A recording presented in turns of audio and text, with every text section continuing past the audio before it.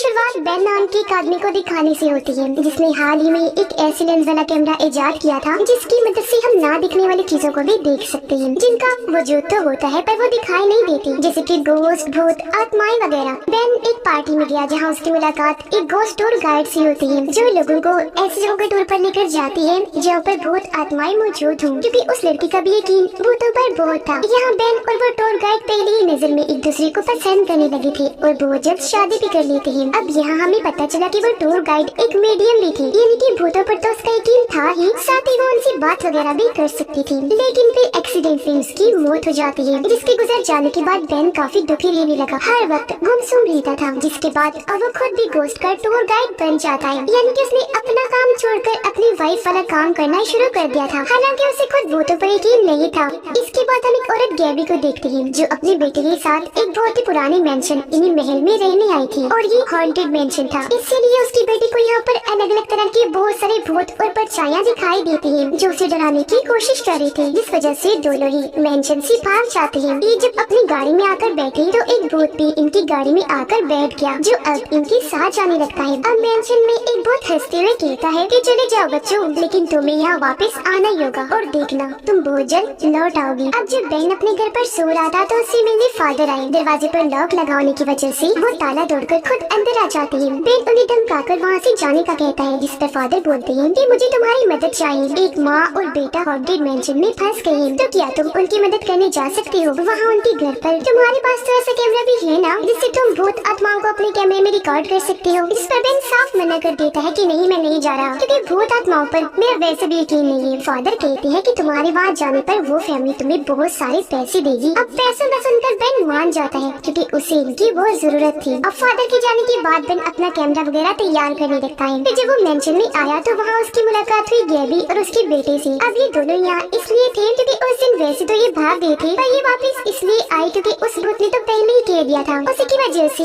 ये खींचकर यहाँ चले आए। अंदर आने से पहले गैबी बेन को दरवाजे पर ही रोक देती है, ये कहकर कि अगर तुम जाना चाहते हो तो अभी भी जा सकते हो, क्योंकि एक बार तुम अगर मेंशन में आ गई तो यहाँ से फिर कभी नहीं जा पाओगी। बेन तो कुछ समझ नहीं आती कि ये क्या कह रही है, हालांकि उसे अजीब तो लगा, पर क्योंकि वो पैसों के लिए आया था तो अंदर आ ही जाता है। अब गैबी उसे अपने बारे में और इस महल के बारे में बताती है। यहाँ पर अलग अलग तरह के कई सारे भूत हैं, जो अजीबोगरीब चीजें करके हमें डराते हैं। हम यहाँ घर के बीच टेंट लगाकर रह रहे हैं, क्योंकि ये जगह हमारे लिए महफूज है। उसे गैबी की ये बातें झूठी लगती है। ऊपर से वो कैमरा भी चार्ज करना भूल गया था, इसलिए छोटी मोटी तस्वीरें बनाने के लिए वो बस एक्टिंग कर रहा था। इसी बीच हम उसके पास एक भूत को भी खड़ा हुआ देखते हैं, जो इस वक्त कोई भी हरकत नहीं कर रहा था, इसलिए बेन को ये लगता है कि यहाँ कोई भूत वूत नहीं है। ये बात उसने गैबी से भी कही कि यहाँ कोई भी भूत प्रेत नहीं है, तुम बिना वजह ही डर रही हो। जो कहने के बाद वो अपनी गाड़ी में बैठा और घर के लिए निकल गया। वो जब अपने घर पर था तो उसे भूत नजर आना शुरू हो गया था, जिससे बेन डरता तो नहीं, लेकिन अपना कैमरा चार्ज करके उस भूत की तस्वीर बना लेता है। उसकी परछाई की तस्वीर बन गई, जो एक बूढ़े आदमी का भूत था, और वो एक तलवारबाज हुआ करता था। और जिस आदमी का ये भूत था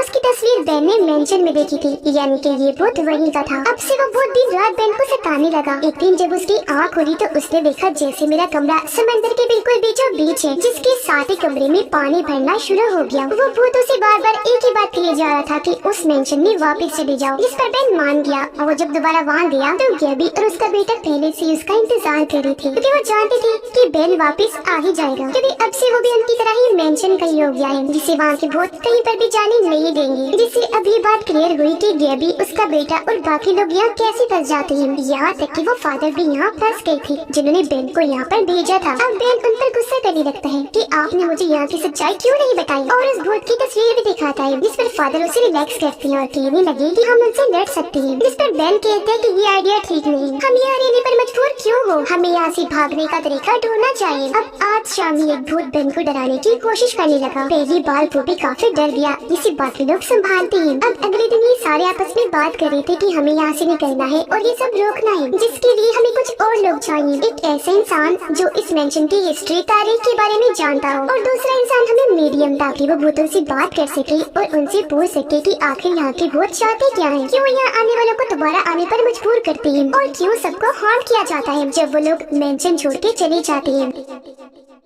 अब बेन रात के वक्त पूरे मेंशन में और भी कई सारे कैमरास लगा देता है जो सभी भूत इधर उधर भाग रहे थे। ये देखकर गैबी का बेटा कहता है कि शायद भूत किसी से डरकर भाग रहे हैं। अब यहाँ बेन को भी समझ लग गई थी कि ये भूत हमें डराने या कोई नुकसान पहुँचाना नहीं चाहते बल्कि इस मेंशन में ही रखना चाहते हैं। अब बेन और फादर एक दिन मेंशन से बाहर गए जहाँ उनकी मुलाकात एक बूढ़े आदमी से हुई जो मेंशन की हिस्ट्री के बारे में जानता था। वो बताता है कि काफी सालों पहले ये महल बनाया गया था। यहाँ का जो मालिक था उसकी वाइफ की एक खतरनाक बीमारी की वजह से मौत हो गई थी, जिसके बाद से यहाँ सब कुछ अजीबोगरीब होना शुरू हो गया। अब बूढ़े आदमी के पास इस मेंशन का नक्शा था जिसे वो दोनों छीनकर भाग जाते हैं, पर वो उनके पीछे नहीं जाता। अब नक्शा आने की वजह से यहाँ की कुछ जानकारी इनके हाथ लग गई थी और इत्तेफाक यहाँ ये हुआ कि एक मीडियम भी यहाँ आकर फंस जाती है। इन्हें पता चला कि जब मेंशन की मालिक की वाइफ की मौत हुई थी तो यहाँ बहुत सारे मीडियम्स और आम लोग आए थे जिनकी बहुत दर्दनाक मौत हो गई थी। यहाँ आकर लोग अजीब ही हो जाते थे, जैसे कि दो भाइयों ने एक दूसरे को गोली मारकर खत्म कर दिया तो इसी तरह एक वाइफ ने अपने हस्बैंड को भी गोलियों से मार दिया। इन्हें यहाँ एक खत भी मिला जो मेंशन के मालिक ने एक बहुत ही अच्छी मीडियम को लिखा था जो जादू करने भी थी। उसने लिखा था कि आप ऊपर वाले कमरे में आए। अब जब ये उस कमरे को ढूंढते हुए ऊपर आए तो इन्हें वो कमरा मिल गया जो असल में एक खुफिया कमरा था। अब ये सारे उस कमरे में गए, एक दूसरे का हाथ पकड़ लेते हैं क्योंकि रिचुअल जादूगर की मीडियम मेंशन की मालिक की आत्मा से बात करना चाह रही थी और तभी उसकी आत्मा आ गई जो पेपर पर लिखती है कि तुम्हें उस जादूगरनी से बात करनी चाहिए जो मीडियम है, वही तुम्हारी मदद कर सकती है। अब इससे पहले कि मीडियम जादूगरनी से बात करने की कोशिश करती, यहाँ पर एक बहुत ही ताकतवर बुरी आत्मा आकर हमला कर देती है और उनके इस रिचुअल को तोड़ देती है। मीडियम को उठाकर उसने बाहर फेंक दिया था। तभी यहाँ पर वो बूढ़ा आदमी भी आ गया और अब उस बेचारे को भी भूतों का सामना करना पड़ता है। एक भूत उठाकर उसे सोफे पर देकर मारता है। अब ये सारे खुद को संभाल कर वापिस नीचे आ गए। बेन को अपनी वाइफ की याद आ रही थी, इसलिए वो मीडियम को कहता है कि मेरी बात मेरी वाइफ की आत्मा से करवा दो, जो कहकर वो काफी जज्बाती होकर रोने लगा। इस पर मीडियम कहती है आई एम सो सॉरी, पर मैं तुम्हारी बात उससे नहीं करवा सकती क्योंकि वो यहाँ पर या आसपास है ही नहीं। वो फिर यह ड्राइंग बनाकर उसे समझाती है कि हमारी दुनिया और आत्माओं की दुनिया के बीच एक रास्ता है। जो आत्माएं बुरी हो, जो फंसी होती है, वो हमें दिख भी जाती है, हम उससे बात भी कर सकते हैं और वो हमें डरा भी देती है। लेकिन जो अच्छी आत्माएं है वो अपनी मंजिल सुकून पर पहुँच चुकी होती है जिनसे हम बात नहीं कर सकते और तुम्हारी वाइफ भी वही है। और जो लोग सुकून में जा चुके होते हैं वो हमें बस महसूस होते हैं, बात नहीं हो सकती। अब रात को जब सारे सो रही थी तो बेन की नींद खुल गई और उसे अपने सामने एक भूत की परछाई दिखाई देती है। वहीं पर वो अपनी वाइफ को भी देखता है, जिसे देखते ही बेन उससे बात करने पीछे चला जाता है जहाँ पर बहुत सारी बुरी आत्माएं आकर उसे डरा देती है, यहाँ तक कि उसकी वाइफ की आत्मा भी, क्योंकि वो उसकी वाइफ की आत्मा नहीं थी बल्कि सिर्फ उसका रूप ही लिया हुआ था किसी ने। अब तभी उसकी आँख खुल गई, दरअसल ये उसका भयानक सपना था। अब ये लोग जादूगरनी से बात तो नहीं कर पा रहे थे, इसलिए उससे जुड़ी कोई चीज ढूंढने लगती है। बेन को एक बॉक्स मिला जिस पर जादूगरनी का नाम लिखा हुआ था। इस बॉक्स को लेकर वो नीचे आने लगा जहाँ पर वाइफ का भूत उस पर हमला कर देता है जो बहुत भयानक लग रही थी क्योंकि उसकी आंखें बहुत डरावनी थी, पर वो जैसे तैसे बचकर नीचे आ ही जाता है। अब ये सारे मिलकर उस बॉक्स को खोलते हैं जिसके अंदर से इन्हें आखिरकार जादूगरनी का सामान मिल ही जाता है, एक किताब और एक बड़ी सी क्रिस्टल बॉल जिसमें खुद जादूगरनी की थी जो इनसे बात कर पा रही थी। और अब वो यहाँ इस मेंशन की सच्ची कहानी सुनाने लगती है। तो मेंशन का मालिक अपनी वाइफ के गुजर जाने की वजह से बहुत दुखी था। वो हर वक्त उसे याद करता रहता था, उससे रहा नहीं जा रहा था। तो अपनी वाइफ से बात करने के लिए उसने जादूगरनी मीडियम को बुलाया, जिन्होंने कई बार कोशिश तो की लेकिन उसकी वाइफ कभी भी नहीं आई। पर यहाँ एक गड़बड़ हो गई, गलती से इनसे आत्माओं की दुनिया का एक ऐसा रास्ता खुल गया जहाँ से आत्माएं और भूत वगैरह आने लगे और हमेशा के लिए यही बस गए। अब नाकाम होकर जादूगरनी ने मेंशन के मालिक को कहा कि रहने दो, जिद छोड़ दो, तुम्हारी वाइफ से बात नहीं हो सकती। पर वो नहीं माना और उसे बुलवाने के लिए बार बार कोशिश करवाता रहा, जिससे हुआ ये कि बहुत ही खतरनाक बुरी आत्मा उसकी वाइफ के रूप में आई और उसने मेंशन के मालिक की जान ले ली। अब ये देखकर जादूगरनी ने इस आत्मा के बारे में पता किया। उसे पता चला कि वो यहाँ पर रहने वाली सबसे बुरी आत्मा है जो यहाँ पर आए लोगों को मारकर उनकी आत्माओं को अपने पास कैद करती है और वो लोगों के दुख पर जीती है, उसका फायदा उठाती है। जैसे उसने मेंशन के मालिक के दुख को इस्तेमाल किया, उस पर वो जीने लगी और फिर उसे मार भी दिया। आगे जादूगरनी बताती है कि इससे पहले मैं उस बुरी आत्मा को देख पाती, उसने मुझे भी मारकर मेरी आत्मा को इस क्रिस्टल बॉल में कैद कर दिया।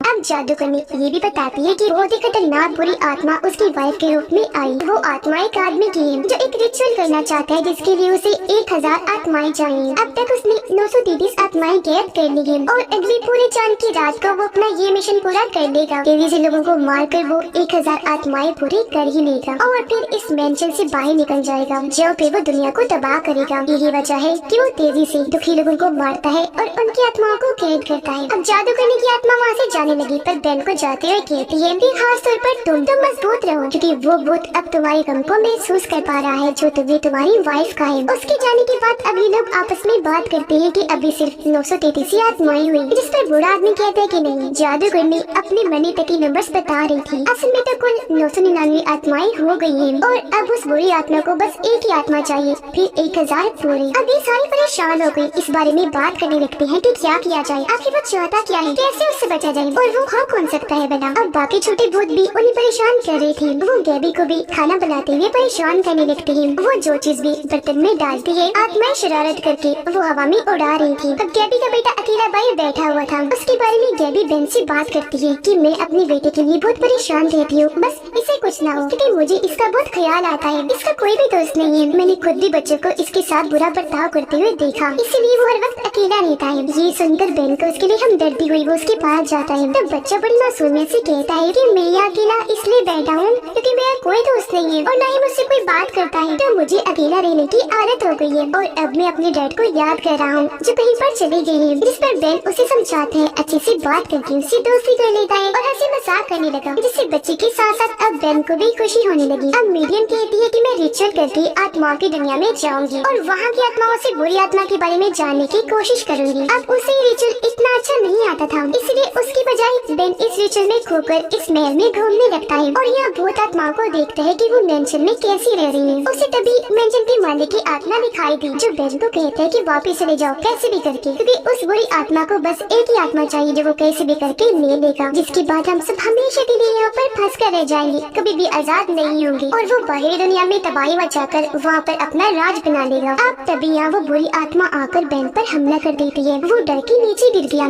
तब वो आत्मा बेन को पकड़ने की कोशिश करने लगी। यहाँ हमें पता चला कि ये असल में एक बहुत ही जालिम आदमी जो अपने वक्त का बदनाम हेडबॉक्स था उसकी आत्मा है, जो हर वक्त हेड टोपी पहन के रखता था। अब यहाँ उसकी आत्मा का सर नहीं था। इस हेडबॉक्स आत्मा का नाम क्रम था। वो बेन को पकड़ नहीं पाता और वो वहाँ से बचकर भागने लगता है, पर इस बीच मीडियम ने उसे रास्ता दिखाया। वो असली दुनिया में आकर होश में आ जाता है। अब ये लोग उसका नाम कहकर बुलाने लगते हैं। हेडबॉक्स क्रम का स्केच भी बनवाते हैं, जिससे इन्हें पता चला कि बड़े होकर वो काफी अमीर बन गया, पर वो बचपन से ही जुल्म का शिकार रहा। हर कोई उसके साथ बुरा बर्ताव करता था। वो अपने मॉम डैड के साथ इसी मेंशन में रहा करता था, पर मॉम के गुजर जाने के बाद डैड ने उसी मेंशन से निकाल दिया और खुद वो अकेले ही यहाँ पर रहने लगे। पर कुछ ही टाइम के बाद डैड की अजीब तरह से मौत हो गई, जिसके बाद क्रम वापिस महल में आ गया और लोगों को बुला कर वो दिन रात पार्टी किया करता था। पर बाद में पता चला कि वो एक एक करके पार्टी में आए लोगों को मार दिया करता था, क्योंकि वो ये सब उसे जादू के लिए ही कर रहा था, जिससे उसके पास दौलत और शोहरत बहुत आ गई थी। पर लोगों को किसी तरह उसके बारे में पता चल गया और उसी सजा देने के लिए उसका सर कलम कर दिया गया। उसकी लाश को इसी मेंशन में दफन कर दिया गया, लेकिन आज तक उसका सर नहीं मिला। अब मीडिया बताती है कि क्रम की आत्मा का हमेशा के लिए अगर हम खात्मा करना चाहते हैं तो हमें उससे जुड़ी कोई चीज चाहिए होगी। इसलिए अब बेन फादर और गैबी का बेटा क्रम की दूसरी महल जाते हैं, जहाँ इनके साथ बड़े तलवारबाज की आत्मा भी गई जो इनकी मदद कर रहा था और बताता है कि क्रम की आत्मा ऐसे किसी इंसान को नहीं मारेगी, बल्कि मरने वाला इंसान खुद ही अपने आप को क्रम के हवाले करेगा। अब वो आत्मा इन्हें एक बेसमेंट भी दिखाती है, जहाँ पर मरे हुए इंसानों के कपड़े और सामान था और यहाँ इन्हें क्रम का सर भी दफन मिल जाता है, जिसके ऊपर से हेड उठाकर ये वहाँ से आ जाते हैं। अब बेन गैबी के बेटे को बाहर ही छोड़कर अंदर जाने लगा, जहाँ पर फादर उसे सच बताते हैं कि मैं कोई फादर प्रीस्ट नहीं हूँ, बल्कि सब धोखा करता हूँ, क्योंकि पैसों की लालच में मुझे ऐसा करना पड़ता है। प्लीज मुझसे गलती हो गई, माफ कर दो। जिस पर बेन कहते हैं कि आप परेशान ना हो, आपने मेरी और उन लोगों की मदद करना चाहिए जो आप खुद पर भरोसा रखें। आगे जो भी होगा हम सब मिलकर देख लेंगे। अब जब ये दोनों अंदर गई तो देखते हैं कि क्रम की आत्मा बूढ़े आदमी के अंदर आ चुकी है, जो इन दोनों पर हमला कर देती है और उसकी हेड छीनकर आग में फेंक देता है, ताकि क्रम का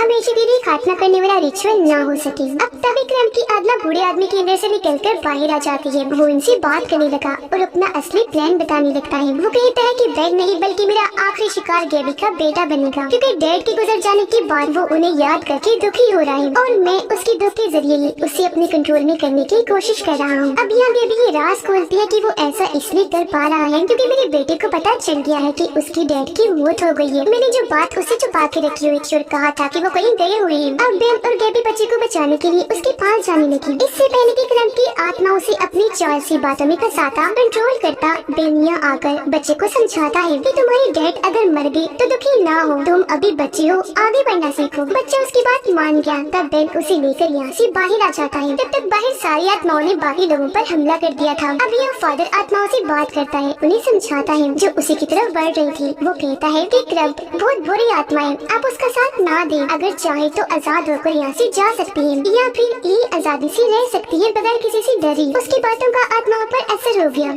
वो उसकी बात मानकर अब उसके साथ शामिल हो जाती है। उधर बेन, गैबी और उसका बेटा कब्रिस्तान आ गई, जहाँ बहुत सारी आत्माएं मौजूद तो थी लेकिन इन्हें कुछ कह नहीं रही थी। यहाँ इनका पीछे करते हुए क्रब भी आ जाता है और अब वो बेन को कंट्रोल करने की कोशिश करता है। कहने लगा कि अगर तुम यहाँ से मेरे साथ चलो तो अपनी वाइफ के साथ हमेशा के लिए रह सकते हो। उसे बता सकते हो कि तुम मुझसे कितना प्यार करते हो। इतनी ही देर में यहाँ अच्छी वाली आत्माएं भी आ गई थी और क्रिस्टल बॉल में से जादूगरी की आत्मा भी निकलकर बाहर आ गई थी और अब वो सब मिलकर मीडियम को रिचुअल करने का कहती है, जिससे क्रब की आत्मा हमेशा के लिए हेल जहन्नुम में चली जाएगी। मीडियम ने जैसे रिचुअल शुरू किया वहाँ हेल का दरवाजा खुल गया, जिसके अंदर धीरे धीरे क्रब की आत्मा जाना शुरू हो जाती है। लेकिन वो फिर भी बार बार बेन को अपने साथ चलने का कह रहा था। लेकिन यह समझदारी करते हुए बेन अपने दुख पर काबू पा लेता है और टांग मारकर क्रब को हेल में फेंक देता है। अब यहाँ जितनी भी बुरी आत्माएं थी उनसे अच्छी आत्माएं लड़कर यहाँ से भगा रही थी। अब कुछ आत्माएं तो यहाँ से हमेशा के लिए अपनी दुनिया में चली जाती हैं, जबकि कुछ अच्छी आत्माएं हमेशा यही रुकने का फैसला कर लेती हैं और वो इसी मेंशन में हंसी खुशी गैबी और उसके बेटे के साथ रहना शुरू कर देती हैं। अब यहाँ से फ्री होने के बाद ये सारे वापस आकर अपने अपने काम पर लग गए। इसके बाद बेन गैबी के मेंशन में जाता है। दोनों की बातों से हम अंदाजा लगा लेते हैं कि वो एक दूसरे को पसंद करने लगी थी। यहाँ बेन पार्टी करने आया था, उसके अलावा और भी कई सारे लोग आए थे, यहाँ तक कि आत्माएं भी, जो सब यहाँ मिलकर बहुत मजे से पार्टी करते हैं और